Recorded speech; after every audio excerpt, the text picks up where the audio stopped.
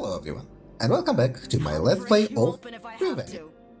Last time, quite a bit happened. We have accessed Frank's phone and learned more about Frank and Kay Strange. And feels like we should be approaching the end of the game, as the possible fields of our research are narrowing down. I think we are going to start by talking to Jason and trying to investigate Jason's side of things and his relationship with, not Anita, with Maxine. And otherwise, I think that would be it for this loop. And in the next loop, I suppose we will go back to Kay's house and break in again. Yes, break in again, research a way to access it, how water gets in, and, see how things go. Spit it out already. Let's start by talking to you. Sure. Since we are going to need to, well, actually, we don't need to wait for Jason, but there is actually no second part to this sentence. I was just hoping that maybe she will have some scoop on Maxine and Jason. So let's go and talk to Jason. Knock knock. Ah, there we go. You know Max? He frowns, his expression twisting into something caught between confusion and surprise. Oh? It's hard to tell if it's the topic itself or the timing that caught him off guard. Maxine, from Max Gas. Oh, right, that Maxine. I met her a few times during my earlier stays in Rue Valley. Max Gas is the only choice in these parts when it comes to fueling up. Hard to miss it. So, why are you asking about her exactly? I am just gathering facts for an investigation. Investigation? You a cop? The emotion in his voice is clearly suspicion. A journalist, actually. No, you know what? No, but I could pretend to be, if that helps. His face contorts. A strange blend of bewilderment and something almost amused. No, it doesn't help. Not in the slightest. Listen, either you come clean with what this is really about, or I'm out. I don't need to be part of some weird detective drama. Not tonight, anyway. Alright, it's for research. He squints, processing. So not an investigation, just research? What kind of research are we talking about? Like how deep connections can be established at gas station. You know, you don't have to dress this up as some kind of investigation. Research is okay, I guess. You can just say that. I felt like those were essentially synonyms, but sure. I know Maxine, but not well. Just on the surface, you know? I stop by when I'm driving in and out, fill up the tank, check my oil and whatnot. We usually chit-chat while I do my shopping, weather, local events, or whatever. That's about it. Granted, I don't drive anymore, so I wouldn't call myself a regular these days. Why do you not drive anymore? And yet, he did visit the gas station today. She also sells these mini croissants. They're damn good. 24-hour butter bloom choco? Exactly those. A guilty pleasure, if you ask me. He deflects smoothly, the topic sliding from Maxine to croissants, like sleight of hand. You wonder, is it deliberate, or are those little pastries that good? We are strangers to each other. Blanks are inevitable. Does that answer your question? I was kinda hoping for more. Sorry, it's all I got. Well, alright then. Give me the keycard. All right. Let's see. Okay. It's right. And now we need to go back into K Ranch and search Maxine's room. There we go. But I think we will... well, we don't really have any leads on Jason that would help us with talking to him in the evening. So I think that will be a non-event. So let's go to K Ranch. This feels like the last big thing we have going. And I think for the time being we will prioritize finding a faster way.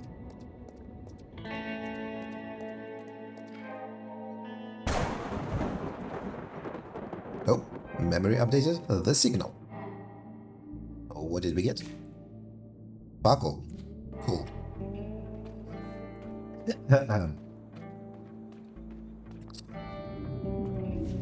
Yep, let's break into the ranch again. Which takes apparently all of our time. We straight up do not have enough time if we dilly-dally at all. Okay, I see. Oh, that's a shame. Could have read the book then. Still with me, Mr. Yes, and I have a question. No, I do not have a question. Brandon, you should go in. But I need to say this because I want to steal your book. Because I ideally would like to finish reading it.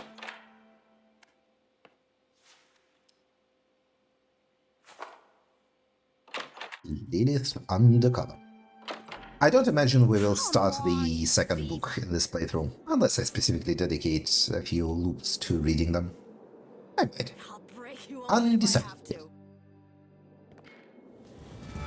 But ideally, if there is any kind of point of no return, the game would warn me, and then I would be able to stop and, I don't know, read books, play the Moonlander 3, or whatever it was called. Oh, actually, Frank's phone is losing connection. Check internet connection. Not connection, battery. Phone is connected to, this is not a Wi-Fi. Ironically, it is a working Wi-Fi internet connection. Okay. And we are also connected because we know the password. I thought the password would be like a puzzle that we would need to figure out, but it turns out that no. You just automatically get it. So, you browse through the documents from 1948. There are hundreds of bleached or yellowed pages, set in folders for each month of the year. Reading them all would be a colossal undertaking that would melt your brain and have you admitted. Oh, wait, you are already admitted. Kinda. I'll just use my scheme read tool to quickly identify which documents are worth really looking at. Good idea. No one can read or write as quickly and superficially as a content writer. January is filled with accounts, bills, financial reports, and other bookkeeping stuff you have no name for. Nothing of interest. Next month. February is the same, but among the accounting documents is a letter from the head of Walter's elementary school. Let's see what the letter is about. It's a personal letter written on an official school stationery, and the school principal is writing as a friend of the family. Turns out Walter had beaten another boy blue, just because he insulted Walter's grandfather. The principal promises he'll make sure the case is not investigated further, but urges Philip to control Walter's wild side. So much for Cody's model citizen. Carry on reading. Maybe through the folders and papers under March, you find mostly contracts about selling cattle and other bureaucracy. However, your trained eye catches a mention of Walter in what looks like a financial report. Better safe? It's a complex financial report, with charts and graphs and accounting tables, and you can't grasp it at all. However, there is a conclusion below, and it is written in plain language, for a change. In short, K Cattle Company is doing business at a loss, a severe loss. And below the conclusion, in tight handwriting, will Walter and I inherit only dust from the old? Nothing about the disappearances, though.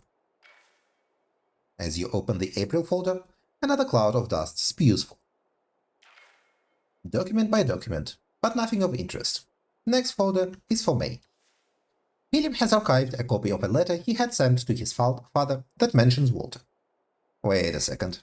Why would he archive and save a copy of a letter he sent to his own father?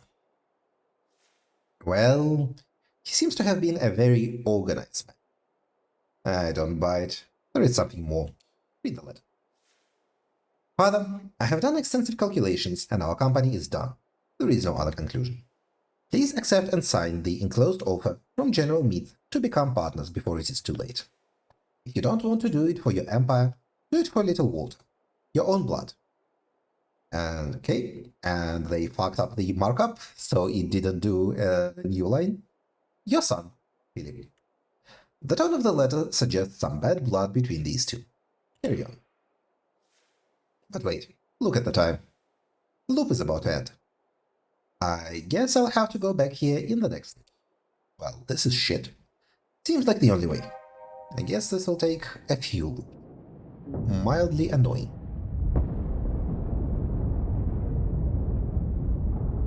Ooh. You know what? I think in this loop, to spice things up, we will just stand outside and read our Still with Lillian me, Mr. undercover Harrow? book. All right, Override. you should go in.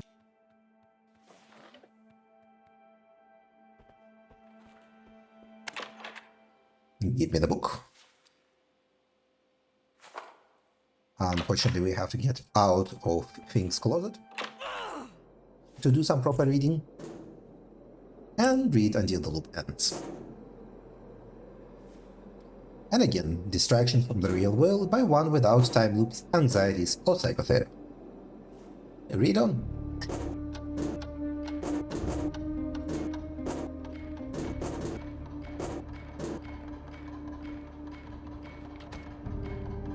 Wonderful, wonderful literature.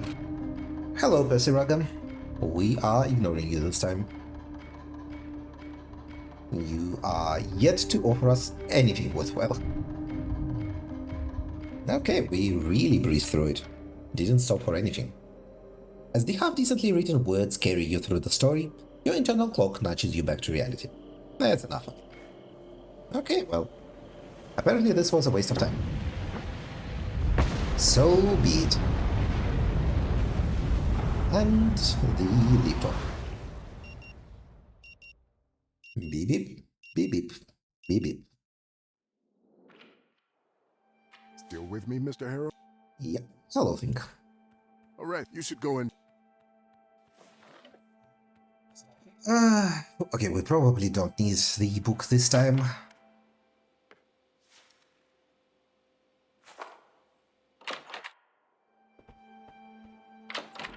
Every minute counts, so we are off.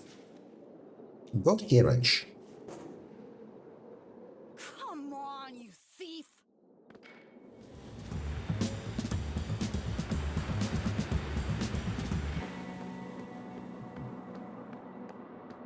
And once again, we are going to get soaked and have a fucked up foot.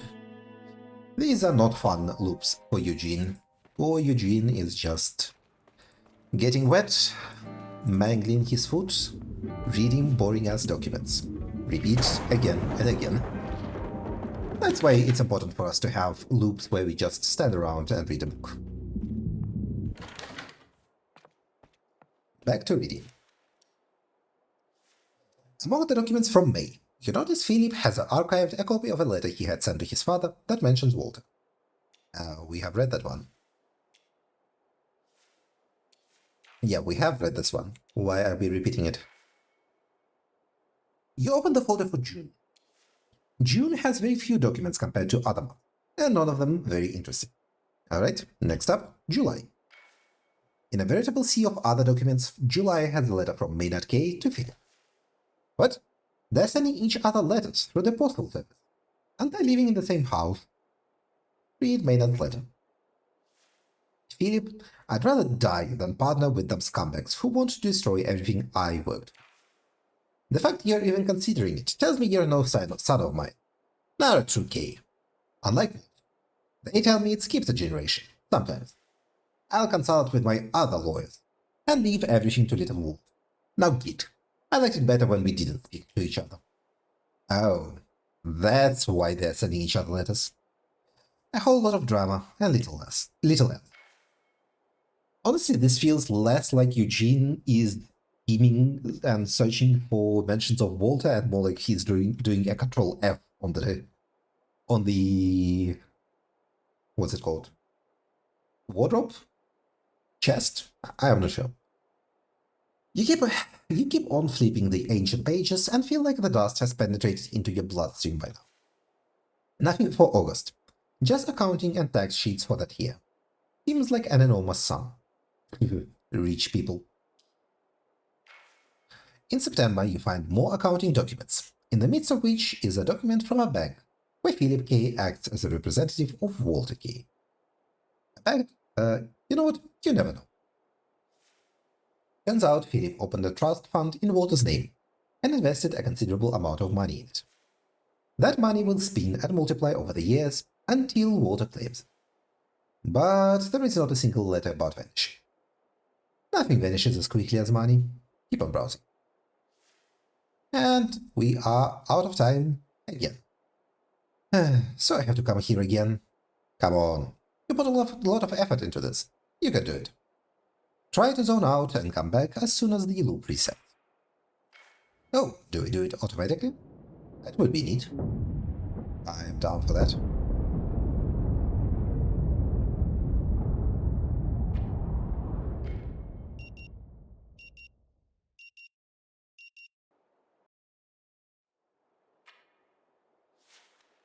Still with me, Mr. Harold?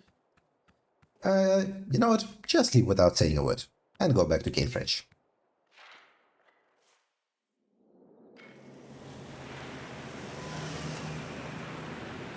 Unfortunately, leaving Fink's office is already a 0-minute affair, so going immediately to Kay's ranch is not actually helping us get there any faster. Ironic, I know, but this game does help. And you're back. Continue browsing through the documents from 1948. In September, yes, we have read this. Just a few more months and the whole year is done. October is devoid of anything but business papers. You open November's folder, full of dust and disappointment. The usual fare, mix of accounting documents and bank statements with decreasing revenues, all sprinkled with a heavy dose of dust. But then you stumble upon a letter to Philip from his wife Eleanor, and your gaze catches a word. Disappearing. Read it. Read it! Dear Philip, your recent letter regarding the police incident struck a chord with me. The written warning you received feels like a slap in the face. It is disheartening to see our efforts overlooked and our legacy seemingly forgotten. The lack of recognition for our generosity towards the mayor is not just disrespectful, but frankly outrageous. On another note, I've been deeply concerned about Walter's recent behavior. His disappearing acts are not just puzzling, but increasingly worrisome. Okay. So, this letter is connected to the police report Deputy Cody read to me. Look at you. This loop is molding you into a real detective. If only I had such a caring mother. Do you really think your life would turn out different? Is a person born a deadbeat, or do they become one? Young Walter had a bunch of issues growing up. But the old Walter has a heart of gold, according to Deputy Cody. Enough in the monologuing, read on. You remember how your father had his... What? Yes, it's a continuation of the letter. You remember how your father had his moments of vanishing into thin air too, but refused to tell us anything about it when we confronted him, saying he would carry the secret to his grave. Well, I just can't help but wonder if there is a deeper connection between Walter's antics and Maynard's secret. Please, Philip, keep an eye out for the boy. And I know it's not your usual approach, but try to have a heart-to-heart with him. Yes, he's just a boy. But since you're not on speaking terms with your father, it might be more important now than ever. Is fathers not talking to their sons a deeply rooted tradition or something? And you thought it was only you. Well, let's keep reading. You just keep on sweeping it under the rug. I'm thinking about reaching out to Madame Lorraine regarding this mystery. I realize you're skeptical about her powers, but I can't shake the feeling there might be something more at play here, something beyond our understanding. I hope it won't be long until they let me return home. The doctors say I'm improving, but it's all a waiting game now. So, Granddad Maynard had a habit of disappearing, same as Walter. The question is, how? Maynard took that secret to his grave. Well, what am I waiting for? To the graveyard. Do we even know how to get to the graveyard? Huh. Tis a mystery.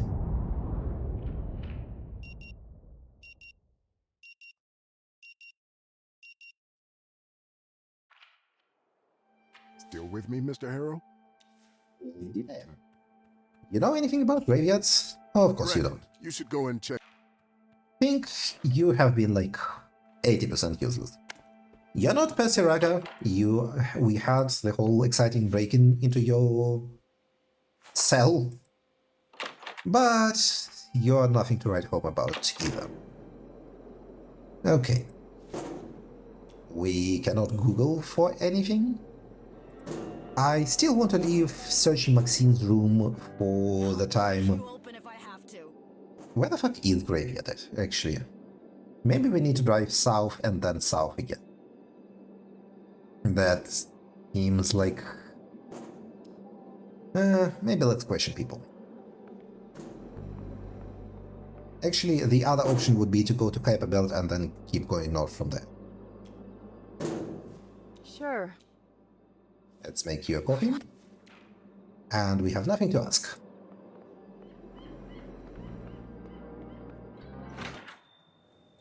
Hi. Yes,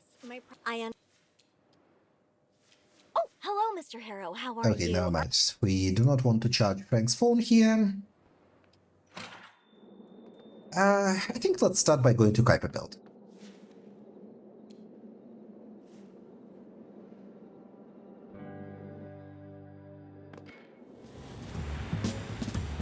And see if we can go north from there. Because otherwise I'm not sure where the graveyard would be. Okay, here is Kuiper Belt. Let's go that way.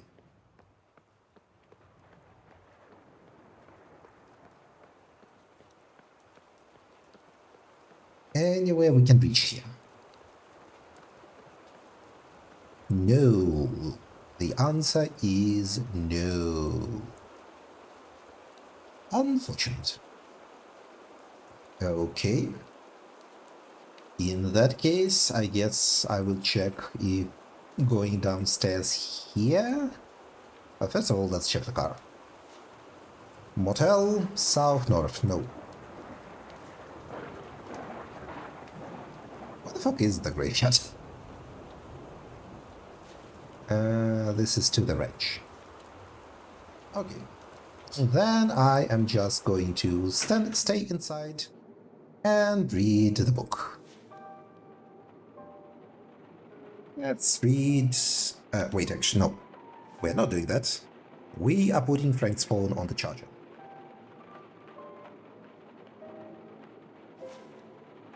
Yep. There we go. There's nothing we can Google. So let's kill some time with the book. Until Anita goes to the roof.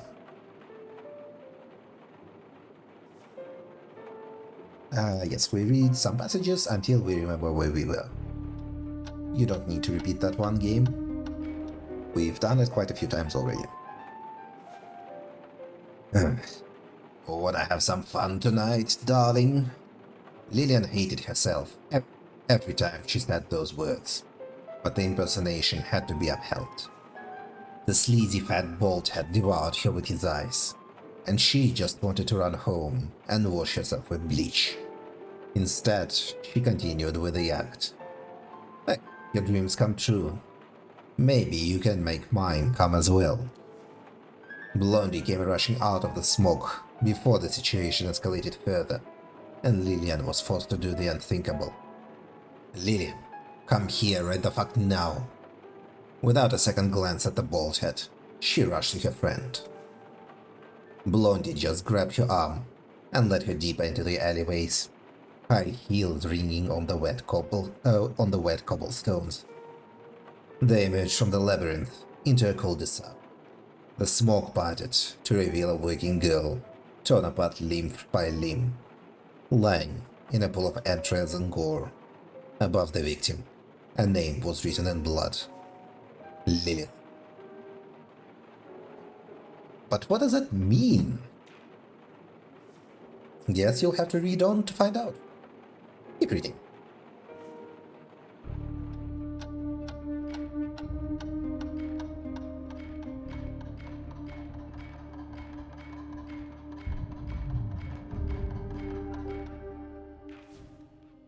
Word by word, you reach the end of a chapter, eagerly awaiting the next one. But enough for now. Okay, let's yoink. I mean, it says it's almost half full, but I guess we can leave it until the next loop. It can stay charging. Okay, we cannot talk to Jason. Hey, I'm Travis.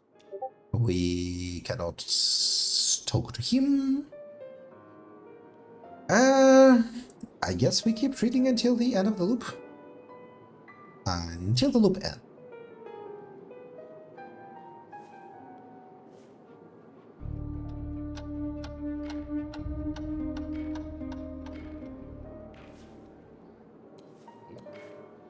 And it is done.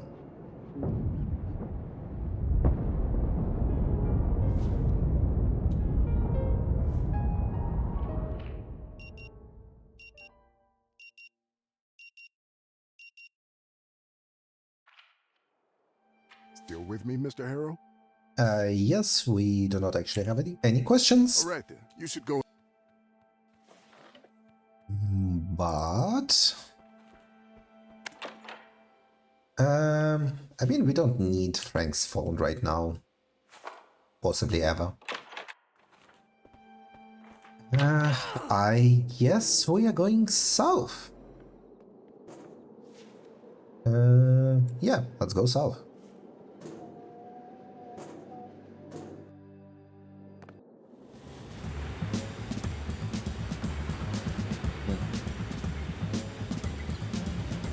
Now, where the hell is the graveyard?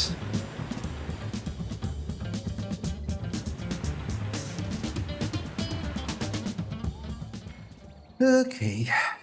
I guess we could talk to Maxine for a moment. I doubt she will have anything useful. Alex, fucking finally. I thought you'd never pick up. You must be the last person on this earth to still use a landline. I know cell phones are a security risk. Listen, can you... Yeah, I know, but... Okay, we well, I'm know sorry this. that our father's well-being is such a pebble in a boot of your precious work. Before she answers again, you can already see she's gonna I start have a getting. job. I do real work that pays bills and food for you and Walter while you're playing spy in your little bunker. She shakes her head in frustration, then continues in a comment. Come on, just check on him, please. He's your father, too. Okay, we have Right, heard right. this. Thanks, Alex. Call me later. Yeah, bye-bye. Hello, Maxine. Welcome to Max Gas. You need some help Nope, we do not want anything from you. Okay, then. What else can we do? Is there some side path that we haven't accounted for? Where does this lead? Nowhere? Anything else?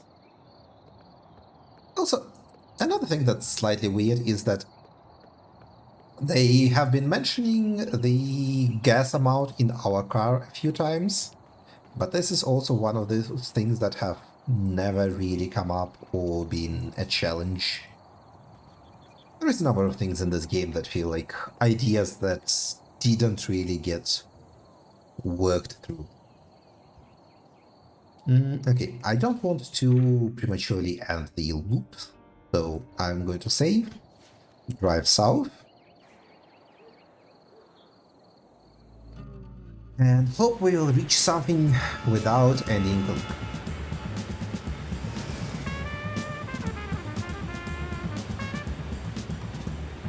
Okay, maybe we have gotten somewhere.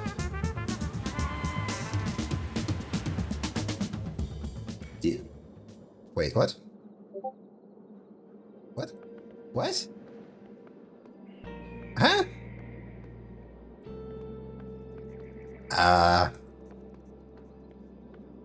Did I misclick?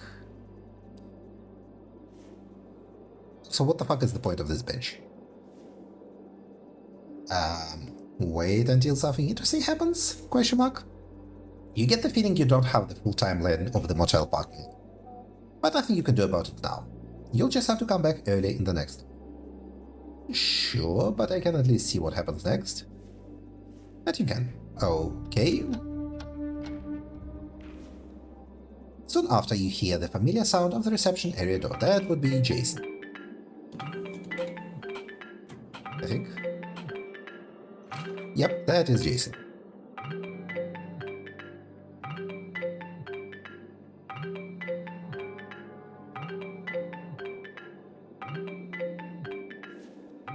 Jason leaves the reception area, hops on his bicycle, and heads north. He will be soaked by the time he reaches the bar. Yeah, we already knew that. Thanks. Sheesh. This is Percy Rugger. I will talk to him just in case. Hello, Yes, hello, my Percy. name. But of course, Okay, sorry, we have no questions for you. Okay, so there is literally fuck all interesting happening around here. Come on. Get up. Okay, in this case, let's reload. And this now actually goes south. Oh, the second one was drive north. That's the issue then. I meant to drive south.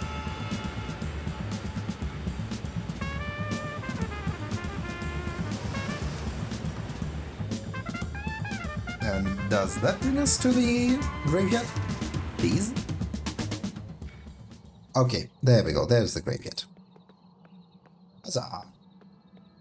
I guess in the next loop we'll hang out on the bench and watch Jason leave. Ah, cool, Wait, no, do not use the book. Do not read the book. Let's just go left. Okay, a cowboy-looking dude. Maxine K, 1986. Okay, so you have a plot for someone who is still alive, and Alexander K. Helen K, forever in our hearts, your husband and children. Let's start with the statue of the cowboy. The statue depicts Maynard K, the founder of Bowfoot and the K Cattle Empire. Not yet, I thought this would be the one we need. Your eyes instantly fall on the engraving. Walter Philip K, May 16th, 1941, 2, with no date of death. This bronze sarcophagus has turned green with age, and waiting to swallow Walter's body. At the center of the lid are a perfectly carved cowboy hat, a set of stirrups, and a repeating rifle. He's almost 90 and still running away from home. Okay, that's our deep insight. Well, alright then. Reveal your secrets. The stone statue is perched atop an intricately crafted sarcophagus. Examine the statue. The whole statue oozes action. Man and animal, muscles taut, driven by a singular will. Maynard is ruthlessly driving the horse into a wild gallop, preparing to cast a lasso. Maynard stands tall and proud, the form capturing his bravado and determined spirit perfectly. Inspect the sarcophagus. The front is adorned with several rows of inscriptions. A weathered stone vase placed before the grave holds a bouquet of yellow flowers. Okay, touch the sarcophagus. Let's go in order. As your fingers brush against the cold, somewhat dirty surface, a chill runs through you. Death. It's coming for me too, sooner or later. Not if you're stuck in the time loop forever. How about focusing on that instead? Read the inscriptions. Maynard K, founder of Bowfoot and the K Cattle Empire. Patriarch of the K family, beloved husband and father. The allies' letters are inscribed below. I blaze the trail, and this is my home now. Interesting. It wasn't just about being first. It was about staking a claim, establishing a legacy, ensuring that his efforts and achievements would be remembered. Maybe this credo is a clue to the secret you're looking for. I blaze the trail. It must have some deeper meaning. I'm not sure about that, but okay.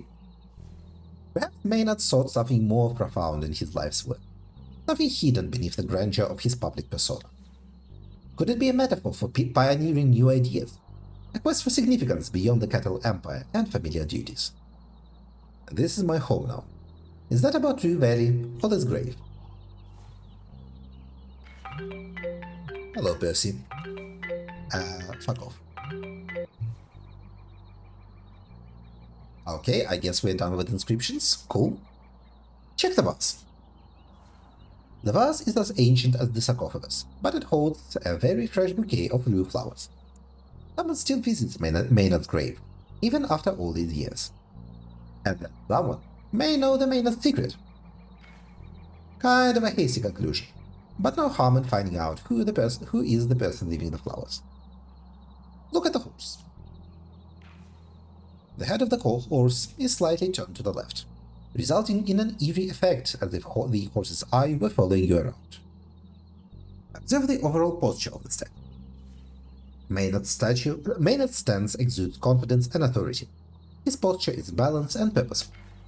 Every detail, from the way he grips the reins to the firm set of his jaw, speaks of a man accustomed to the rigors of ranch life and at ease with command and action. Look at the face. Maynard's face is sculpted with rough-hewn features, a hint of stubble, and into a rugged charm. His expression is a mix of smiling and screaming, as if he is ecstatic about something, probably catching a calf. Focus on his arms. His huge muscular arms are tensed, veins bulging slightly under the stone skin, conveying the intensity of his action. It's comically exaggerated. Nobody has arms that wide. Well, at least you don't. His left arm extends forward, gripping the reins tightly, while the right one is drawn back, poised to release the lasso with precision. Gaze upon that chest. Eugene, you are really interested in this cowboy. Kind of odd. The way his clothes cling to his muscles, it's like they were made to highlight every bit of his masculine strength. Well done. Broad, sculpted, just begging to be caressed. Okay. Did it suddenly get hot around here, or... I know, Maynard's got it all. Examine the statue's lower torso, just in case. It's as if the sculptor knew exactly how to capture Maynard's allure from every angle. The craftsmanship leaves little to the imagination. The fabric of his pants cling to strong, muscular thighs. Between them, wait. The contours and texture of the stone subtly suggest his virility, his manly allure, his... Oh, there is something odd about it. Eugene, it's like... Well, it's 2025 here, for you, I don't know, it's like 2027 or something. You can be out with it. That's true. Something is sticking out in his groin area, but the details are hard to make out in the dim light. Use your phone's flashlight. Finally. Yep, the groin area definitely looks different, but you still can't figure out the details from down here. Well, then climb onto the statue and inspect it closely.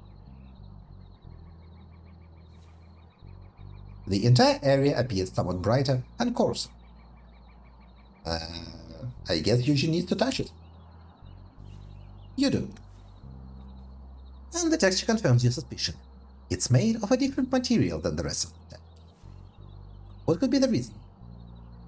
The sculptor might have gotten this size wrong and made an upgrade after the statue was finished. Did someone conceal a secret compartment inside the groin area? Or even better, the secret itself is inside. You just need to figure out how to open it. Pull it gently. Eugene doesn't strike me as a pull it violently type when it comes to groins. Okay, man. The secret hidden behind the statue's groin is finally revealed. And it's an irregularly shaped hole, evidence of past damage. It's clear now that a different material was applied during the repair process, which explains why it looks so strange. Okay, in hindsight, that's the only logical explanation. Still, what caused the damage in the first place? Was it an accident, or did someone do it on purpose? What would damage a statue like this? And why? How many questions arise from just one groin area, all needing answers? There is nothing else of interest here. Graves often hold more than just remains. They hold stories. And somewhere between the lines, A secret lies waiting for you to discover it. Well, we have learned quite a bit about Eugene this time. And we apparently need to search online. Is there a Wi-Fi on the graveyard? No, of course there isn't. Right. Well then, let's go check the other parts of the graveyard, just in case. Apparently it's huge. In memory of the crew of Coral Destiny Shuttle. And we cannot read. Okay, this is all a dead end. And quite surprising that Eugene is not interested in that memorial at all. Okay, we have some stuff here. Here lies... Oh hey, that's me. I lie here. A good friend and honorable citizen of Rue Valley. Why do I lie here? Did I back the Kickstarter or something? I don't think I pre-ordered it. I don't think it was available for pre-order, but okay, sure. Why not? I might lie here as well. The style is simple, but the face is carved with startling detail. You feel those dead eyes on you, watching you, judging. The miner's stern expression makes you want to salute him. You almost do, but there are saner ways to show respect. At the base of the statue, a block. It's dirty, some letters fading, but still legible. In remembrance of the miners who lost their lives in a tragic accident. Beneath the earth they labored. Upon this earth we honor their rest. They will forever remain in our heart. The date is mostly gone. Only the year remains, 1994. At the bottom sits the Apex Ore logo. Must have been a big accident if Apex Ore felt compelled to commemorate it like this. Although it's probably Apex Ore trying to appease an angry, grieving community. But let's not be too cynical. True. You can only hope that it was big enough for them to overhaul their safety protocols so it wouldn't happen again. Okay, this does not go any deeper. Fine then, let us go back to the gas station. We drive north. I want to get to the internet, and then I probably want to talk to Maxine. Although I imagine Maxine is going to be yapping with Riley about shit. About Frank's magical disappearance. Yep, there is the bike. So, let's go online. Let's search the internet for what Maynard's secret might be. Got some good search terms. Maynard K statue damage. Too many results show up. Most of them look like they're not connected to anything you're looking for. Open a random article, just in case. To many, Maynard K statue stands tall as a beacon of progress. To others, it is a painful reminder of the damage his decisions cause to local communities. Yeah, this is not it. Alright, now what term to add? Maynard K statue growing damage. A couple of results and corresponding snippets show up. Read the first snippet. Actors performing as historical figures like Maynard K often injure themselves, mimicking the dramatic poses seen in paintings and statues. These iconic stances place undue stress on the groin, potentially leading to long-term damage. This is not it. The controversial lawsuit in which a visitor claimed groin-related injuries after tripping on the display base of a replica of the Maynard K ranch house in the museum lobby. Holding onto a statue of a hedgehog, the damages paid out to settle the claim. Maynard K statue private damage. No results containing all your search terms were found. Did you mean Maynard K statue private damage? Maynard K statue inguinal region damage. It looks like there aren't many great matches for your search. Close the search app. I imagine we just need to talk to Maxine. That is the sane thing to do. Yes, this is Frank's phone. I remember where we left it. Can we... No, not until Lupin's. Absolutely not. We just need to listen to their yapping. My brother's nuts. So you think? No, well, maybe the. Unfortunately, there is no way to skip Well, this. Look. I'm telling you. Well, Oh well. yes, I Don't. It's honestly No. surprising that they wouldn't add Yeah. weight okay. point Tell in me. this was it? region. yeah. Well, consist. Well, so no.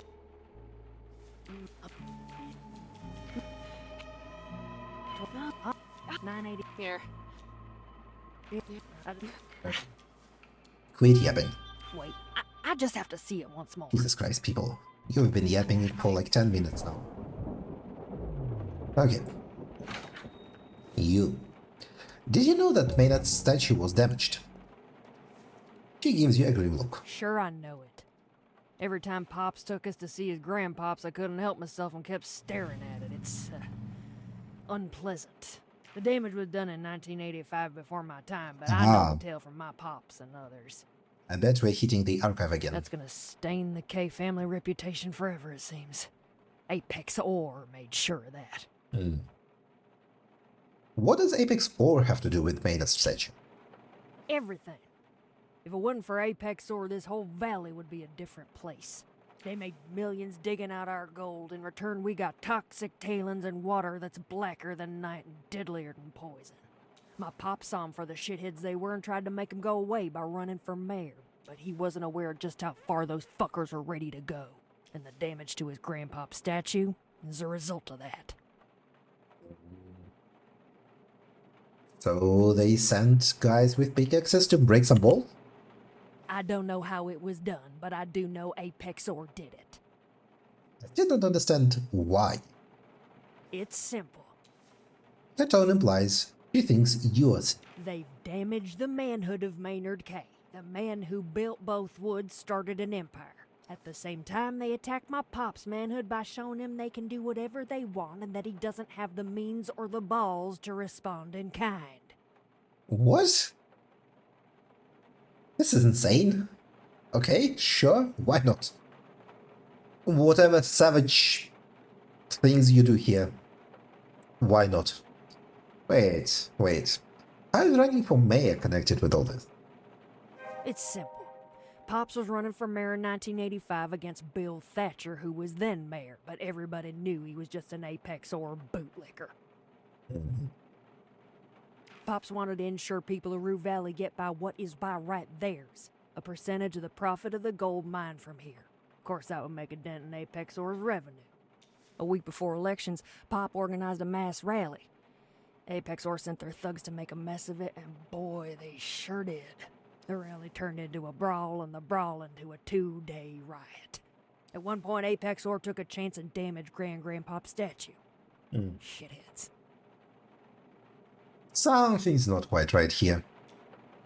Oh, many things are not quite right here. Pops lost the election to Thatcher. People blamed him for the riots, thought he caused them. And Apex Ore still does business, and we're left with toxic water and infertile soil. So, yeah. I think corporations will stop at nothing to protect their profit margin. Yep. Profit rules it all, and people can go fuck themselves. But you know what? Apex Ore was honest about that.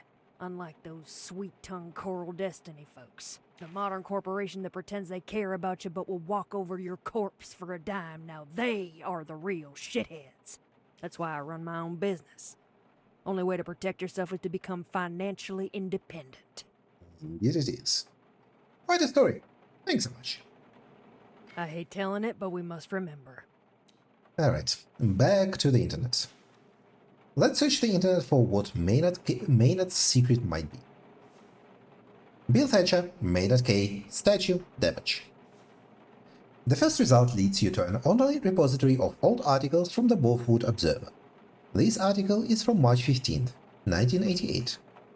The statue of Maynard K in the Rue Valley Cemetery was vandalized last night by unknown perpetrators, with significant damage inflicted upon its manly domain.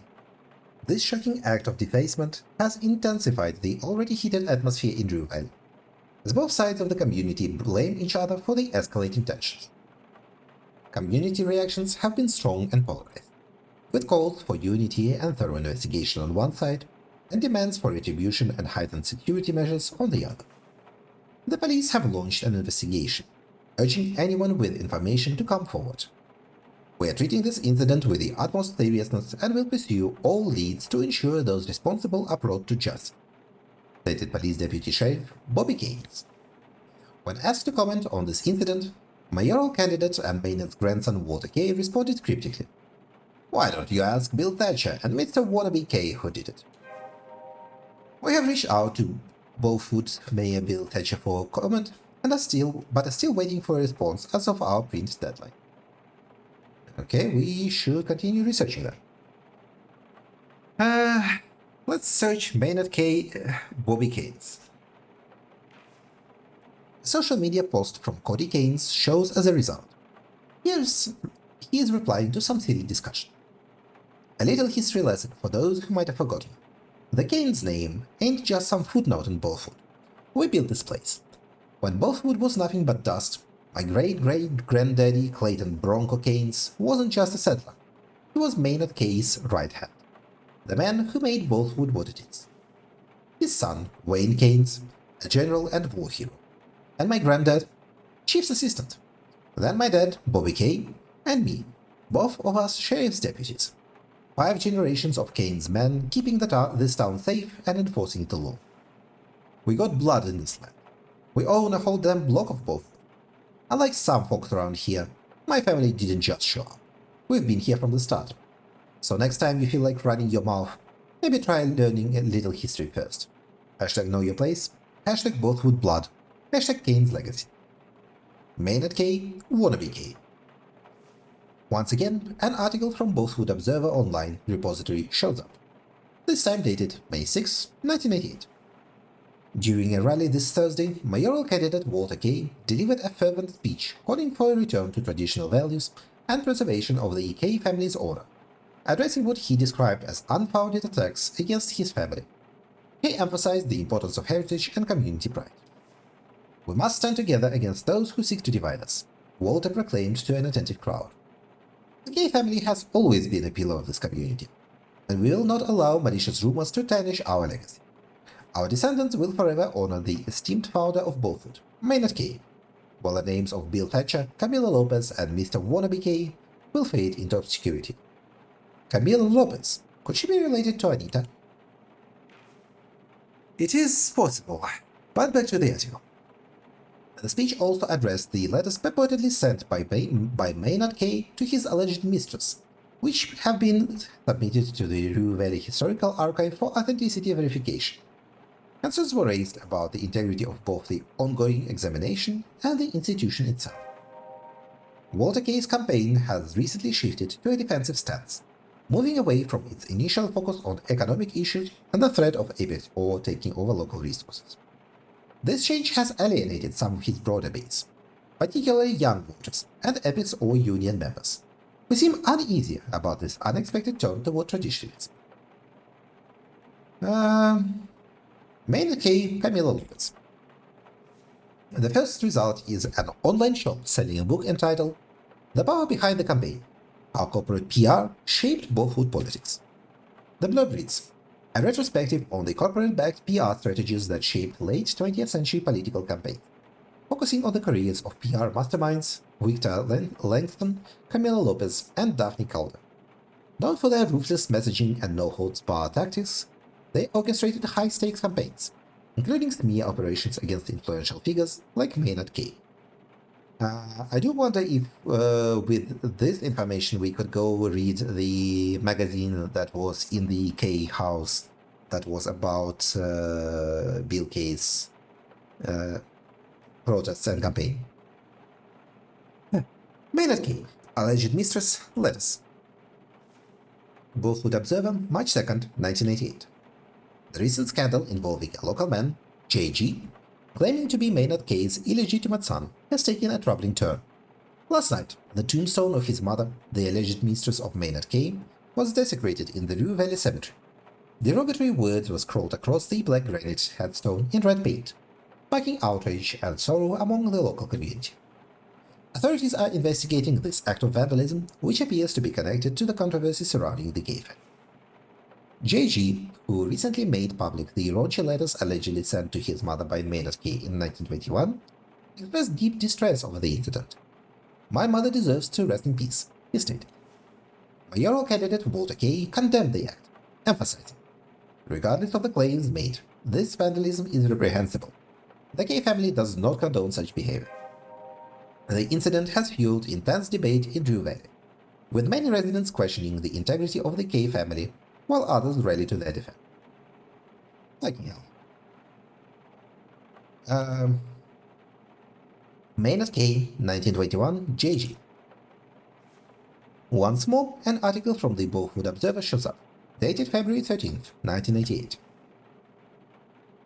In a story published last week by Intrigue Insider, JG, a 66-year-old local, claims to be the illegitimate son of the founder of Beaufort and the K cattle empire, Maynard K.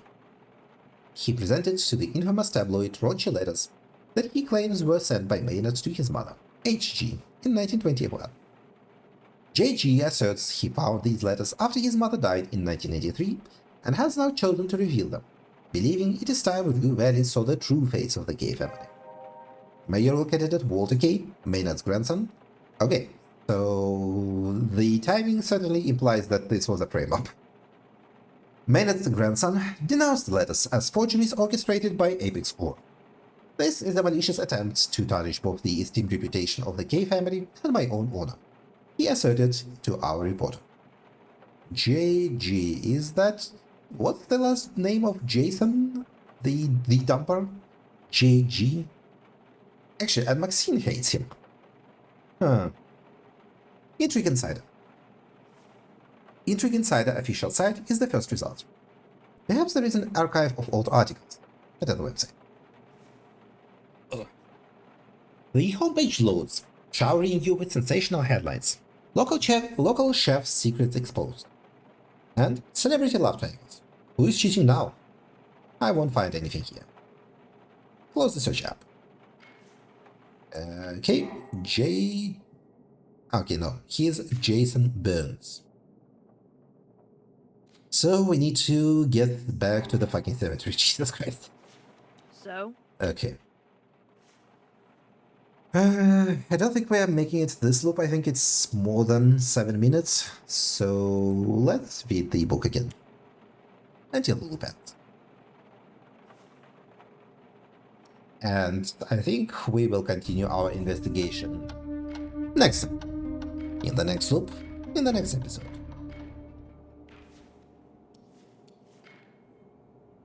As the world explodes yet again. Somehow the explosions always happen from the south, which is quite odd, I think. When the Coral Destiny is to the north.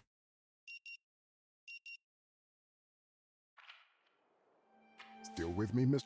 Yeah, hello, Fink. All right, then. You should go and check in. Yep, who will do. Let's go pick up our book. Our exciting Lilith undercover book. And call it a day. Thank you for watching, everyone. And have a good day. Coffee, you jerk! Goodbye.